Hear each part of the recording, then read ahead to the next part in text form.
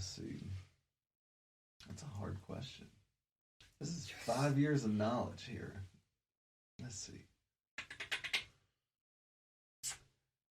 I think, honestly, the best match is anyone that I don't get hurt in. A simple answer, but I've had my fair share of injuries, and here lately I've been dealing with like a weird nag in my shoulder from a move I took like 2 years ago. And here lately I've been feeling great.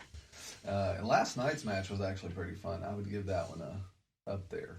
And it was pretty much just us dressed as Rock and Roll Express going out there doing 80s style wrestling, and the crowd was just eating it up. So we were just awesome. Having fun. Like it was a blast.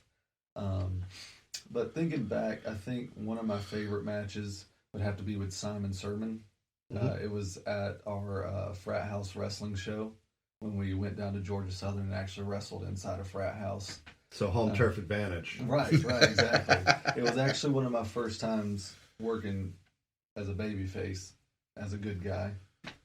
I don't think I've ever seen that. Right, exactly. And so it was just a lot of fun because we didn't really do much, but just the environment, just the crowd. I mean, I was soaked in beer. I crowd surfed after the match. Like, it was just dope. And so, and then another one was against the Kenway. Me and him wrestled in front of like 700 people at it was some convention in Atlanta. Dragon Con? No, Gaming Expo, I think. Okay. But Gabe Sapolsky was there. So he's the recruiter for WWE, for independent talent. And so Gabe, I've seen Gabe since, and he told me that I made his list just based off of... Are you in trouble? Like the Jericho list? No, not that list. This is a good list. Just like I'm on their radar type deal. It's one of those things, I mean... It makes me happy to hear that, but I still know I have work to do, so it's not like I'm banking on, oh my God, I'm going to get a job because Gabe Sapolsky told me this. It's a, keep working type deal. But that match was really good. And then one of the worst matches, there's been several. But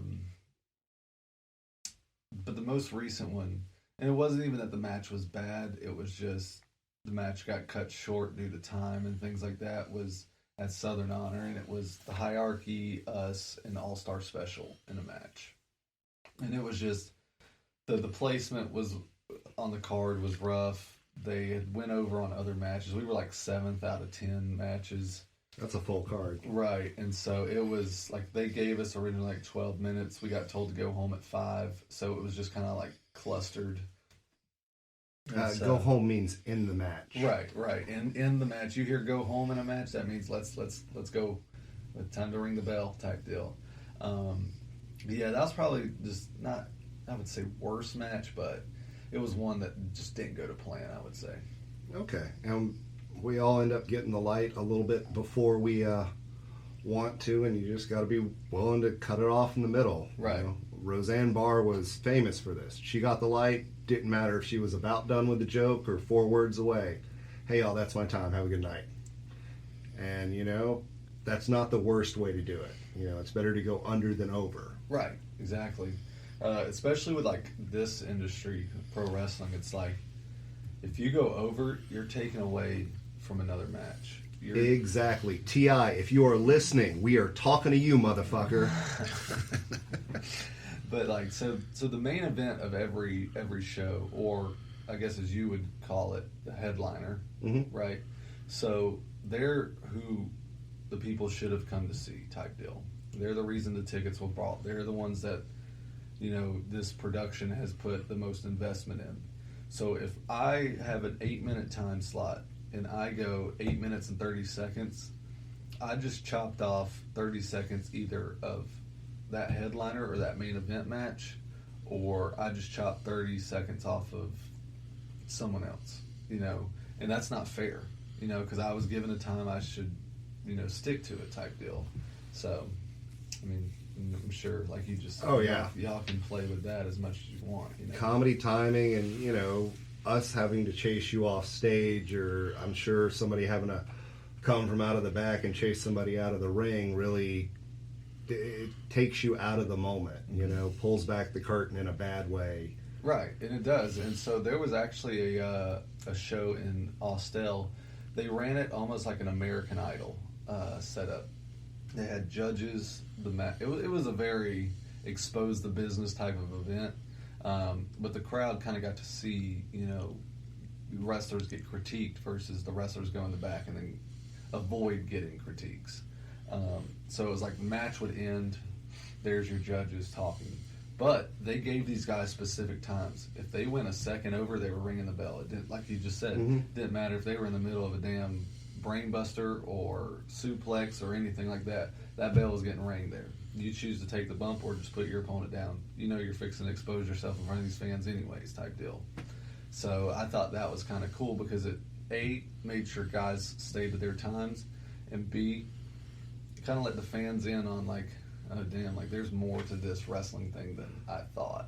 Yeah, some of my favorite moments in Comedy Central is when the comics actually pull back the curtain, whether they meant to or not, and explain the business to them. And I've heard a few things in the back because, I used to try and announce for you, not announce, host. Ring announce? Ring announce, yeah. You had it. So, yeah. For y'all, and I've helped out where I could running sound, and just hearing everything that goes into the storytelling, the selling. Like there's so many different aspects of wrestling that as a fan or a mark, you have no idea how many different things every wrestler is juggling. Right. I think that's one of the big misconceptions too, is it's like we're literally, like we're doing right now, talking about things in the back. We're not going out there and practicing like people think. We don't go out there and have a 15-minute spot before the show starts and say, hey, you guys work on your match, kind of go over it. No, that's not it. It's, hey, what do you do? Okay, cool, here's what I do. Let's piece it together. But also, instead of just piecing our stuff together, there's a story we got to tell within this. So how do we fit this story into these moves? Oh, well, this move can't be added because it wouldn't really make sense for this to happen. And that's where a lot of your feelings get hurt in wrestling too, because you have some guys that want to just, I'm sure you guys have it. Right, they just want to get their material out. They want every joke that they've ever told to be displayed in this amount of time. And there's just not room for it. And it goes back to what I said earlier, is knowing your audience, know what's going to get a reaction. I'm one of those people, it's old school. Call it out there, which means you're not talking anything other than your finish of the match in the back. Everything else is just impromptu. Because, like I was saying earlier, if you're doing impromptu work, you're guaranteed to get a reaction because it's real, if that makes sense, versus hey, we just called all of this stuff that looks really cool, but it don't mean a damn thing if people are just on their phones or getting up to use the restroom because they could care less about the moves because you're not investing them. So, and good storytelling and drama paired with that is phenomenal. You did it with that California Kings trilogy. I don't know how many matches y'all had together. Yeah. There was the Aaron Black, Austin Towers series. Like it happens and it keeps happening, and it's phenomenal. Yeah, it's just one of those things. Like we know it gets a reaction, so why? Back to the old saying, if it's not broke, don't fix it. So that's kind of just where you got to go with that, really. I think we have time for one more. What would you say for anybody, comic or otherwise, that was trying to get into wrestling? Where should they start? Don't. No. Honestly, doing your research, and that goes with anything. I don't know really how comedy works as far as like if there's training schools. I guess acting schools there are classes with it, but we'll get into that in later episodes. Okay. But you always want to make sure you're getting advice from somebody that's actually done some shit. Right, and so that goes into the research aspect for it. So whether it's comedy classes or a wrestling school, what you want to do is, especially with wrestling. So here in Georgia, we have Nightmare Factory, which Cody Rhodes, runs with QT Marshall. You want to look, okay, who came out of this school, or what would these future trainers of yours do, or what have they done type deal? What can they do for you? Say I pay you all of this money for you to train me, and you just let me out in the woods. You've done nothing for me. Whereas, okay, you just train me, and you have me 4 bookings lined up. That's more than, hey, I'm gonna get you a spot on AEW, because I'm not ready for that at that point. It's you've got to work up to that spot. But if you have me 4 bookings, that gives me 4 experience lessons to figure out, okay, this is what I can work on type deal. But research is a big part of it. Once you get that research, like my trainer did me, go ahead and have a character in mind. Because once that character is in your head, you can train as that character versus training as yourself, not really just you're going through the motions at that point. Where if you're training with the mentality of your character, it's going to become second nature for when you're actually in front of an audience, that bell rings, now you're in your comfort zone versus oh crap, okay, I know like what spots we're doing, but what do I do in between? And that's where a lot of people get lost, is because it's like, okay, we just did this spot, they're trying to go into the next spot, versus letting what we just did register, get a reaction. Now let's work into getting into that next spot versus just bam, bam, bam. Now you're way under time, and now our main event has to come up with more material type deal. So kind of like how music isn't about the notes, it's about the pauses. Right, exactly. And it's like, timing is everything. So watch footage, and get an idea of not who you want to mimic, but get an idea of who you want to base yourself off of. Don't steal everything they got. But comics, don't steal a damn thing. Don't. Well, yeah, you'll get exposed real quick. Whereas everybody's done every move in wrestling, so that's the easy part for us. So basically, what you're saying is like you kind of develop your own style from an amalgamation of like other styles to like form your own. Right. Like for me, I've got a mixture of The Miz, Cody Rhodes, Ric Flair, Rock and Roll Express. Like, it's everything I've ever seen in wrestling and thought, damn, that was cool. I tried to incorporate it, but you're not going to see it every match. Yeah. Because I don't want it just to be the same old, if you've seen one Bryce Cannon match, you've seen them all type deal. So you're not going to do the 5 moves of doom? Right, exactly. John Cena, it worked for him. The man's a millionaire, and he only had 5 moves.